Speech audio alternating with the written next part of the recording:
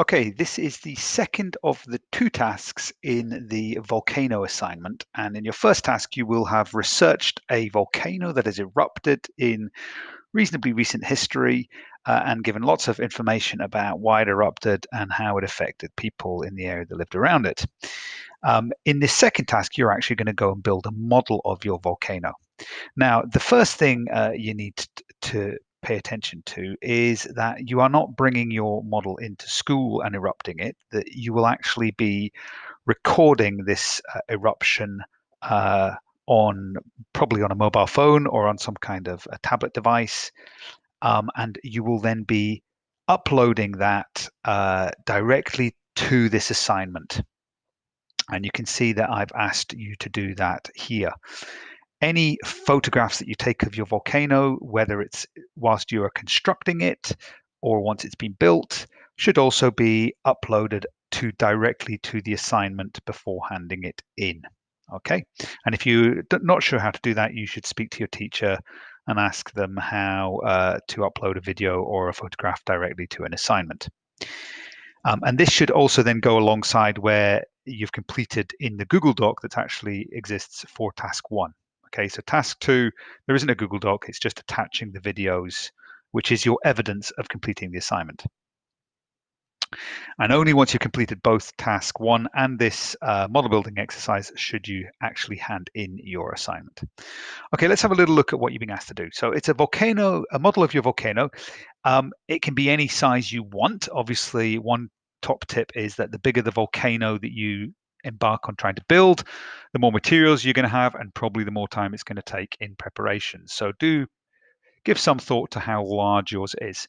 You might also wish to visit the geography department to have a look at some of the old models to get ideas about sort of sizes and materials used in the building of models. Any material is possible. It's up to you how you choose to build your model. And whether it's an edible model or built out of some kind of a construction material or something in your shed or your back garden or in your house. You might be very crafty or you might not be. You're totally free to choose your material. I've got some examples at the bottom of this document, which shows you models built by students in previous years. Each one of these models was also erupted, and each of these models was meant to be based on a volcano that the student was researching. And when you look at the models, they're all using a very wide range of materials that you can get hold of in a whole range of craft stores. So you can have a little look at those.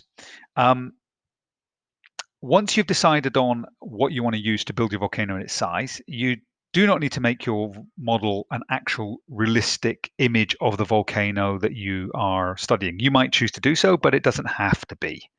And that will really depend on how artistic you feel or how much you want to challenge yourself about whether you want to recreate your own volcano or just build a model that sort of represents your volcano. It's quite important that you film. You can either create one film or two films. Each film must not be longer than a minute. And if you put both of your films together, then they shouldn't be longer than 2 minutes. And I would suggest you record them on a mobile phone if possible, because it makes uploading using the Google Classroom app that you hopefully have installed on your phone quite easy for you to attach any video that's on your phone. I'll talk more about filming in a minute. You might choose to do both parts, both the preparation task that you can see here and the eruption task together in your film. And you might want to make just one film that's got all of these in the one film. So it's up to you how you want to do it. What I do suggest is when you're making your preparation film that you maybe rehearse it beforehand before actually filming yourself, and maybe get somebody else to film you presenting your model to the audience. So what are you presenting and what should your model have? Well, first of all, you're going to want to tell the audience when you do your presentation the name of your volcano and where in the world your volcano is found. And whilst you're saying that, you would obviously want to be filming the actual volcano that you built yourself.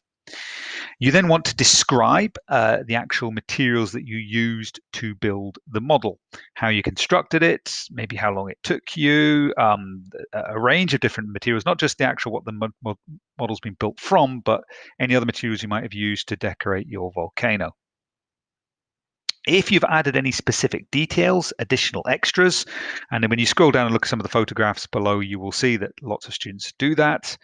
And if you go to the geography department, you'll also see lots of other models where students have added lots of extra details. You're going to want to describe them, and you're going to want to zoom in whilst you're filming it on those particular details. And finally, you're going to want to finish off this 1 minute film where you describe your intention for what you're going to do for the eruption. So your eruption might not end up being working perfectly the way you planned it to work, but I would like to know the different steps. Maybe you just got one simple step, or maybe you've got a range of steps. Now, you will have been shown some examples in class, and you can go online on YouTube and see lots of different people erupting volcanoes in lots of different ways. There are probably the two most common ways that I've seen in all the years of doing this. One of them is where a combination of bicarbonate soda, red dye, and vinegar are used to create a thick foam that oozes out of the volcano. That's a very common method, but you do need to look at how to do that, and there are lots of videos on YouTube and information on how to do that available to you. And the other most common one is where a student opens up a bottle of, I think it's Diet Coke, and at the moment of opening it up, they then insert mint Mentos, as many of them they can get in as quickly as possible. And if you get it timed really quick and all done very quickly, it should erupt up vertically very quickly. And the better you time it and plan it, the higher it'll go. And once again, there are some videos on that. However, whilst those are the two most common, you might want to challenge yourself and come up with quite a complex and innovative way of erupting your volcano. And as this is going to be watched and judged by the class, you know, obviously, if yours does stand out and is a little bit different, or certainly your plan is, then it's going to be appreciated by your audience. But I'll leave it up to you to do some research and see how you want to erupt your volcano. Now, you'll notice there's 5 marks available for each of these steps, and they will be awarded by myself by watching your video. Any photos that you include, you might want to put them in the video if you want to, or you might to show the different steps of building your model. That's entirely up to you, but it will help me think about more closely about the first 2 steps of marking. Okay, that's the preparation, and there's 15 of the 20 marks for this total project available for that. The final 5 actually come from the execution of the eruption. Now, that should be a film of your volcano actually erupting. The film should last no more than 1 minute. It's probably not going to need to be as long as that, but it should show all aspects of the eruption that you've planned. And you want to record it, therefore, not necessarily the whole way through, because some eruptions can end up taking forever. So you might need to edit it slightly, but that is the second video. Now, you can include both of these videos together into one overall film, which can be up to 2 minutes in length, or you can break them into 2 separate videos. Once you're finished, you then want to attach them to the assignment along with any photos you took, and that will complete the model building exercise. The class will be judging this, watching all the different eruptions, not the preparation video. That's the aspect that I would be looking at.